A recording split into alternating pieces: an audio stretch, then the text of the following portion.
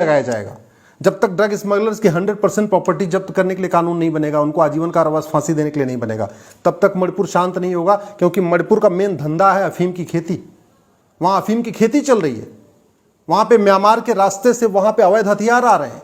Myanmar के रास्ते से वहां रोहिंग्या आके बस गए हैं। जबरदस्त वहां घुसपैठ हो रही है। पूरा वहां मिशनरीज धर्मांतरण करा रही है। जो वहां पे मितेई हिंदू रहते हैं बेचारे, वो कितने बचे हैं? 45% के आसपास हो गए। जहां 80% हिंदू थे मणिपुर में, आज 42-45% हो चुके हैं। तो समस्या का स्थायी समाधान उन बलात्कारियों को फांसी देना नहीं है। फांसी होनी चाहिए, लेकिन इस समस्या का स्थायी समाधान नहीं है। इससे देश की एकता अखंडता मजबूत नहीं होगी। इससे मणिपुर में शांति नहीं आएगी। मणिपुर में शांति के लिए भारत की पहली बात एक one nation one police code लागू करना पड़ेगा कि पुलिस इफेक्टिवली काम करे। जैसे यूपी में पुलिस बुलडोजर लेके घूमती है, जैसे मध्य प्रदेश में पुलिस बुलडोजर लेके घूम रही है, ऐसे ही मणिपुर की भी पुलिस बुलडोजर लेके घूमे, वहां के घुसपैठियों का घर गिराए, मिशनरियों का घर गिराए, धर्मांतरण कराने वालों का घर गिराए, ड्रग स्मगलर का घर गिराए, तब खौफ पैदा होगा। इसलिए one nation one police code चाहिए। मणिपुर के जो अलगाववादी यहां पे इतनी बड़ी उनको फंडिंग आ रही है, वो फंडिंग वो अपने आप तो बताएंगे नहीं। तरीका क्या है? नार्को पॉलीग्राफ ब्रेन मैपिंग कानून बनाना पड़ेगा। जो वहां पे मणिपुर में अलगाववादी, उनको पकड़ पकड़ के उनका नार्को टेस्ट करना पड़ेगा, पॉलीग्राफ करना पड़ेगा, तब वो बताएंगे कि उनको फंडिंग कहां से आ रही है, हथियार कौन दे रहा है, पीछे उनके कौन सा गैंग है, चाइना उनके पीछे है या यूरोप उनके पीछे है या खाड़ी देशों से पैसा आ रहा है, कहां से उनको इतने हथियार आ रहे हैं। तो नार्को पॉलीग्राफ ब्रेन मैपिंग कानून बनाना पड़ेगा। 1 घंटे के अंदर FIR दर्ज करने और एक महीने के अंदर जांच पूरी करने के लिए कानून बनाना पड़ेगा। पुलिस चार्टर लागू करना पड़ेगा। साल भर के अंदर सजा 100% सबको मिलना शुरू हो जाए। जुडिशियल रिफॉर्म करना पड़ेगा, जुडिशियल चार्टर लागू करना पड़ेगा। नहीं तो जज क्या करते हैं, जिधर से पैसा मिलता है उनको तारीख पे तारीख देते चले जाते हैं। न्यायपालिका में इतना भ्रष्टाचार हो चुका है कि अगर बड़ा वकील हो जाए, ढंग से खिला पिला दे पेशकार को और वहां पे नीचे स्टाफ को, तो तारीख पे तारीख मिलता रहेगा, कोई दिक्कत ही नहीं है। भ्रष्टाचार खत्म करना पड़ेगा। अगर वास्तव में मणिपुर को अपने भारत से जोड़ के रखना है, मणिपुर को बचाना है, मणिपुर की संस्कृति को बचाना है, मणिपुर की भाषा को बचाना है, मणिपुर के तीज त्योहार को बचाना है, मणिपुर के रीति रिवाज को बचाना है, तो one nation one tax code लागू करना पड़ेगा। One nation one tax code को लागू किए बिना भ्रष्टाचार खत्म करना नामुमकिन है, और भ्रष्टाचार को खत्म किए बिना देश में शांति नामुमकिन है।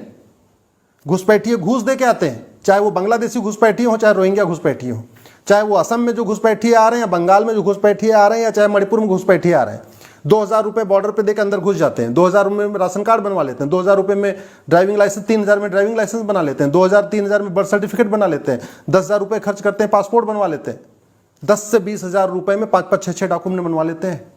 जब तक भ्रष्टाचार को देशद्रोह घोषित नहीं किया जाएगा, जब तक घुसपैठियों और उनके मददगारों की 100% प्रॉपर्टी जब्त करने के लिए कानून नहीं बनेगा, जब तक घुसपैठ को राष्ट्र की सुरक्षा के लिए खतरा नहीं घोषित किया जाएगा, घुसपैठियों पे NSA नहीं लगेगा, जब तक घुसपैठ को देश के खिलाफ एक युद्ध घोषित नहीं किया जाएगा, और इंडियन पिनल कोड का जो सेक्शन 121 है, वेज वॉर, कि देश के खिलाफ जो युद्ध करे उसके खिलाफ सेक्शन 121 लगता है। ये घुसपैठिए क्या करने आ रहे हैं? देश के खिलाफ युद्ध करने तो आ रहे हैं।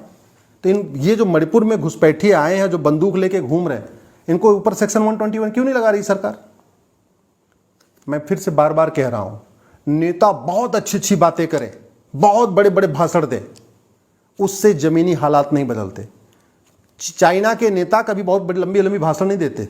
चाइना का राष्ट्रपति जो जिनपिंग है, कोई बहुत लच्छेदार भाषण नहीं देता, कोई बहुत बड़ी बड़ी बातें नहीं करता।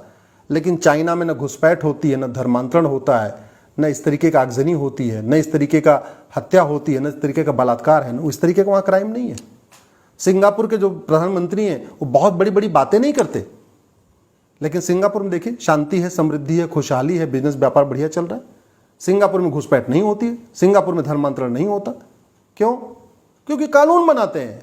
भारत में कानून की कोई लागत नहीं होती।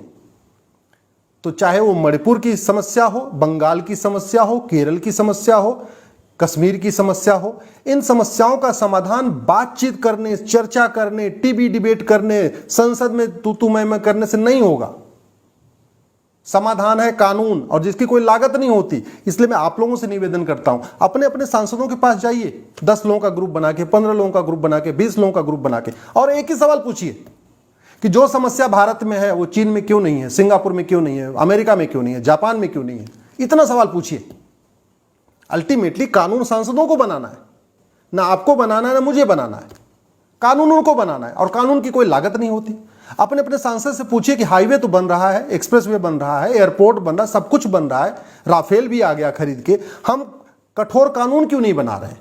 हम पुलिस रिफॉर्म, जुडिशियल रिफॉर्म क्यों नहीं कर रहे हैं? अगर मेरी बात ठीक लग रही हो तो इस वीडियो को अपने सभी साथियों को जरूर भेजिएगा, अपने दोस्तों को जरूर भेजिएगा और अपने सांसदों को टैग करके ट्वीट करिएगा।